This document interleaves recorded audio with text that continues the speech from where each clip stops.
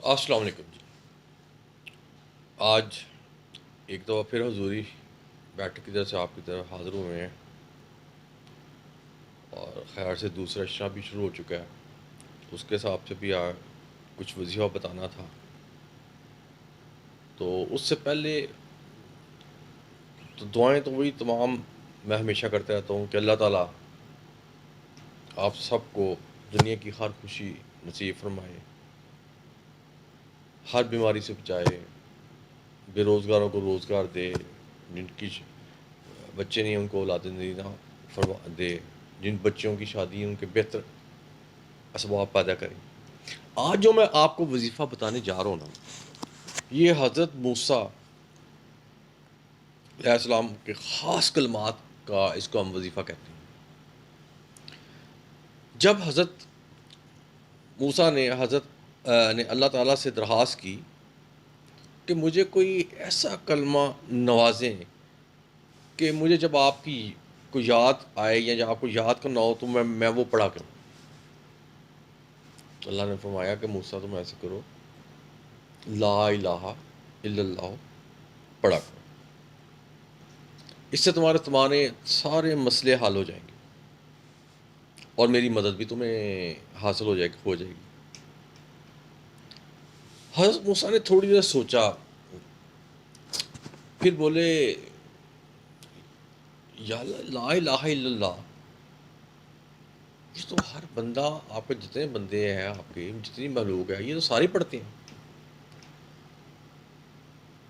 تو مجھے کوئی خاص وظیفہ بتائیں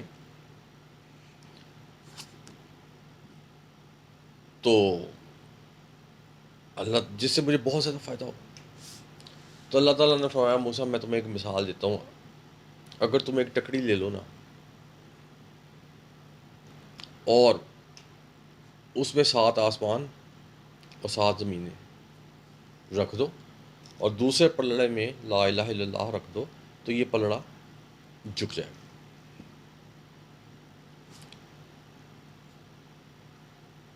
اس سے کیا ہوا، پتہ لگا کہ لا الہ الا اللہ کے بہت زیادہ فائدے ہیں۔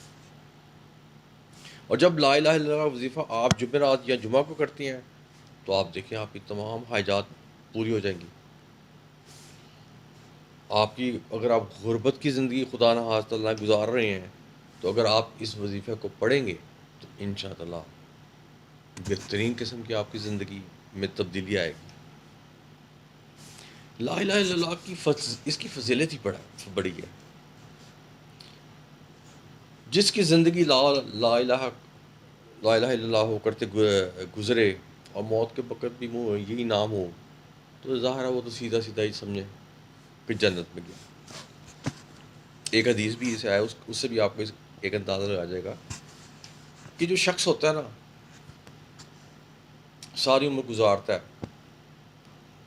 جتنے اعمال کرتا ہے چاہے اچھے ہوں چاہے برے ہوں، تو جو برے اعمال ہوتے ہیں نا ان کے رجسٹر بھرے ہوتے ہیں لوگوں کے۔ اور کہنے والے کہتے ہیں جی، یہ ایک روایت بھی ہے کہ شاید وہ ایک رجسٹر کی لمبائی اتنی ہوتی ہے جتنی زمین سے لے کے 7ویں آسمان تک۔ یہ ایک رجسٹر نہیں ہوتا، کئی ہزاروں کے 100 بہت زیادہ تعداد میں رجسٹر ہوتے ہیں۔ اور جب وہ کہتے ہیں جب آپ کو اوپر بلایا جائے گا نا تو سب کے مال اس کے ہاتھ میں رکھ دیے جائیں گے اور پھر اس سے پوچھ گچھ شروع ہوگی۔ تو یہ جو بندہ ہے ظاہر اس کو ہی بلایا جائے گا۔ تو جب اس کی باری آئی بلانے کی، اس کو بلایا گیا نا تو اس نے جب دیکھا نا میرے اپنے اعمال کو، تو اللہ تعالیٰ سے کہا کہ اللہ تعالیٰ میرے تو اعمال ہی اتنے زیادہ برائییں، اتنی زیادہ میں نے زیادتی ہیں اتنے زیادہ ہے کہ میں تو اس قابل ہی نہیں ہوں کہ مجھے معاف کیا جائے۔ اللہ تعالیٰ نے کہا جو بھی ہے، آج کا جو دن ہے نا اس دن ہر بندے کے ساتھ بے انصافی کسی کے ساتھ نہیں ہوگی، انصاف ہوگا۔ آپ نے کیا کیجیے، ایک طرف تو سارے اس کو پلڑ پکڑا دیے، ایک ہاتھ میں ایک چھوٹا سا کاغذ ہے پیس پکڑا دی۔ اچھا جی، اور جب اس کی باری آئی تو سب سال پلڑے دیکھے تو ظاہر ہے زمین سے لے کے آسمان تک گناہ ہی گناہ تھے. اور جب اس پیپر کو دیکھا،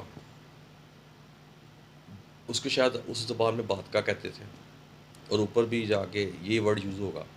اس کے پیپر کو کھولا تو اس کے اوپر لکھا ہوا تھا لا الہ الا اللہ. یہ پڑھنے کی دیر تھی کہ دوزخ کے دروازے بند ہو گئے اور سیدھا ایک ہی راستہ آپ کھل گیا، جو تھا جنت کا راستہ.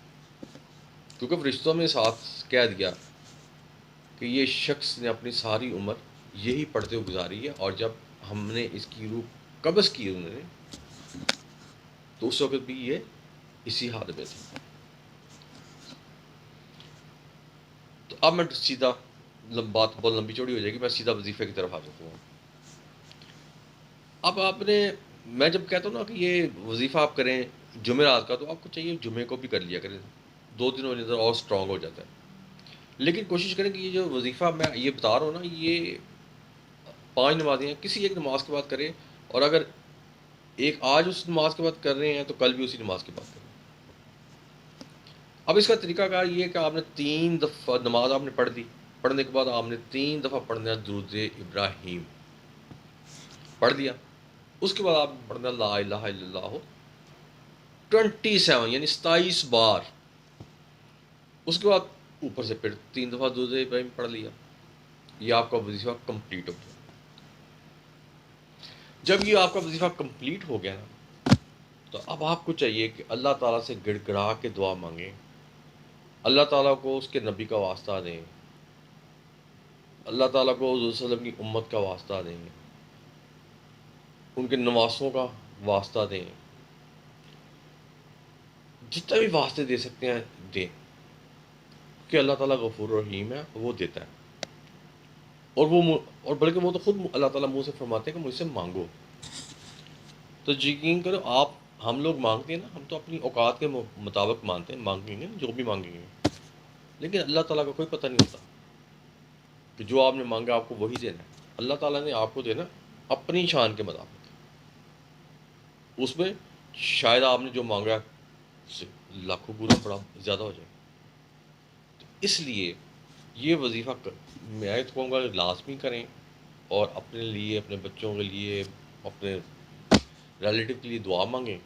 اور اگر کوئی کوئی تنگ دست بندہ آپ کو نظر آتا ہے یا دیکھتا ہے، یا آپ دیکھتے ہیں بڑی غربت میں ہے، تو بے شک آپ اس کو بھی یہ وظیفہ بتا دیں، اس سے بھلائی ہوگا اور یہ صدقہ جاری بھی ہے. تو آج کا وظیفہ میں اب یہی ختم کروں گا. تو بس اللہ تعالیٰ سے دعا ہے کہ وہ آپ کا یہ جو آپ دعائیں مانگیں اللہ تعالیٰ اس کی قبول فرمائے. بس اب اس کے ساتھ میں آپ سے اجازت چاہوں گا. اللہ حافظ.